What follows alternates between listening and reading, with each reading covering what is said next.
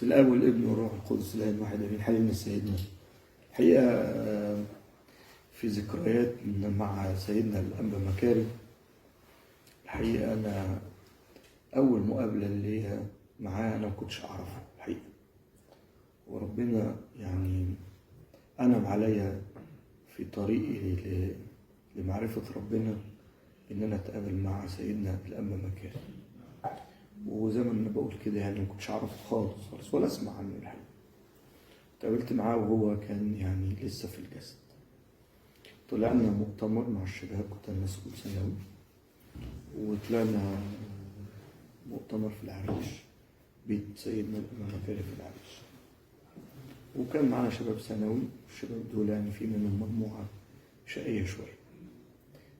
نبهوا علينا ان ممنوع نزول البحر عشان الموج عالي والموج خطر، يعني من اجل سلامه الناس مفيش داعي ان احنا ننزل البحر اليومين اللي جايين دول.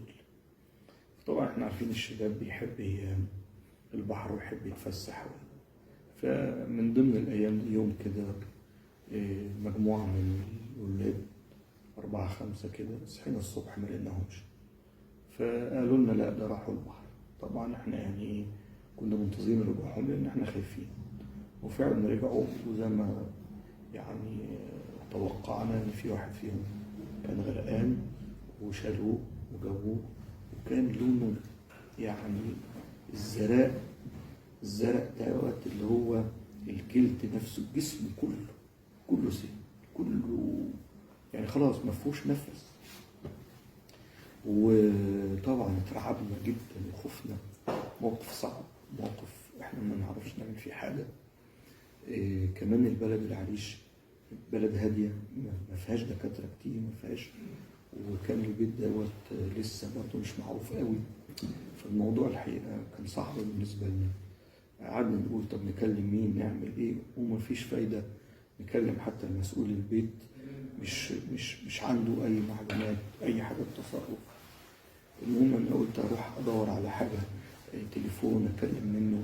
قابلني ابونا واحنا في بيت المؤتمرات ده، قال لي في ايه مالك، ايه اللي حصل؟ فقول له ده في ولد غرق وبيموت خلاص او مات، لانه الزرقان دوت يعني مات، ومش عارفين نتصرف، وانا خايف جدا وقلقان جدا مش عارف اعمل ايه، وعمال كل اللي اقول له يا رب اعمل ايه تاني يا ابونا. فقال لي طب تعالى وريني الولد فين. فدخلنا فعلا اوضه الولد، هو كانت عنابر كده، وهو كان طبعا يا عيني كان يعني على السرير خالص.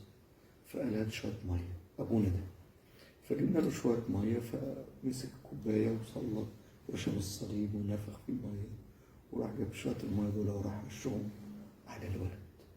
مجرد ما رشهم على الولد قام نفض، واحنا فرحنا خالص انه رجعت ليه الحياه.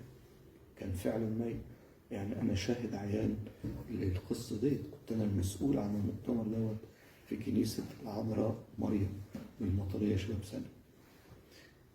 بعد لما قام وفاق وكده فرحنا خالص بيه طبعا، واتجمعنا حواليه ورجعت لنا روحنا تاني. يعني كنا خلاص يعني شبه يعني الطريق يعني خلاص مقفول ومظلم، لكن نشكر ربنا.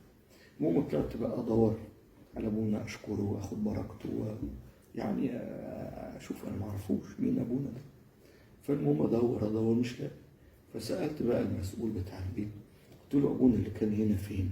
قال لي ابونا مين ده؟ ما فيش حد جه هنا خالص. قلت له ازاي ده كان موجود واحنا قابلناه وحكيت له القصه. فقال لا ما فيش. قلت له انا متاكد وانا بقول لك كلام كده يعني. فقال لي طب تعالى اوريك حاجه.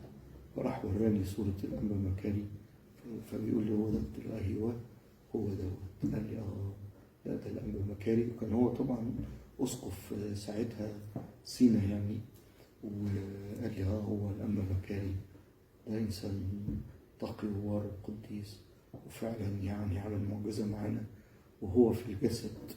طبعا في معجزات كتير قوي بعد ما تنيح، لكن دي معجزه وهو في الجسد وندور عليه ما لقيناهوش. فهو بيعمل لنا المعجزه، ويعني قوم الميت زي ما بنقول، ويعني ربنا ينفعنا بصلواته وصلوات سيدنا الأنبياء جبرائيل والأمهات لله